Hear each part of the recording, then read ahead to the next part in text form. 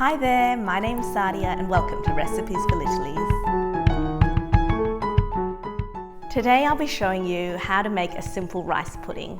In Bangla, this is called payesh or kheer. What makes this recipe so special is using this ingredient called gur. In English, it is called Jaggery, and you can find this in any Indian grocery store. These are the ingredients that you'll need to make this rice pudding, and as always, listed in the description box below. To start off with, we're going to wash the rice and throw out the water, and then pop this pot onto the stove. We're going to add some milk and the spices. So we're using a few cardamon pods and some cassia bark. If you can't get your hands on cassia, you can use cinnamon quill instead. Now you can turn on the stove and cook this milk gently on a medium heat. While we're waiting for the milk to heat up, I like to prepare the gur. So all you need to do is use a sharp knife and cut a few slices and then just measure it out. I can see the milk is heating up. There's some steam on the top and there's a few bubbles forming. You just want to reduce the stove down to a low heat.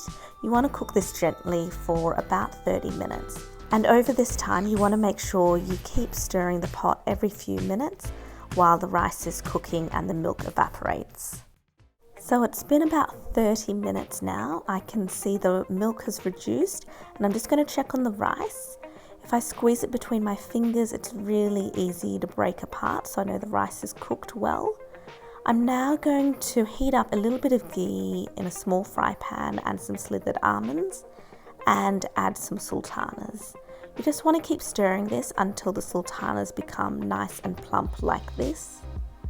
Next, I'm going to add in the gur to the rice pudding, and I'm just going to use a whisk to mix this. This will help break down the rice a bit more. And now I'm just adding in that nut and sultana mixture and giving that a mix along with a little bit of white sugar. I'm going to add in a little bit of rose water. So now's a great time to give it a taste to make sure it's to your sweetness level. The next step is optional, but given it's a dessert, I think go for it, and that's just to add in some thickened cream and give that a stir.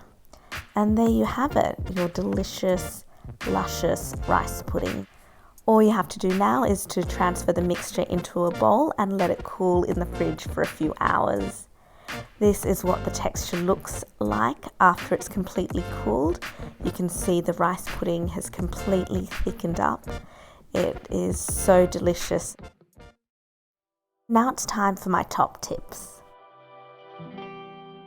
Number 1, you want to maintain a gentle simmer. This will allow enough time for the spices to infuse the milk and also for the milk to reduce. Number 2, you want to stir the pot every few minutes. This will stop the rice or the milk from sticking to the bottom. And number 3, you want to taste this rice pudding for sweetness and flavour. You may want to add a little bit more sugar or rose water to suit your personal preferences. Thanks so much for watching, and I really hope you'll give this recipe a go. If you'd like to see more Bangladeshi recipes, let me know by liking this video or leaving a comment below. Until next time, keep cooking!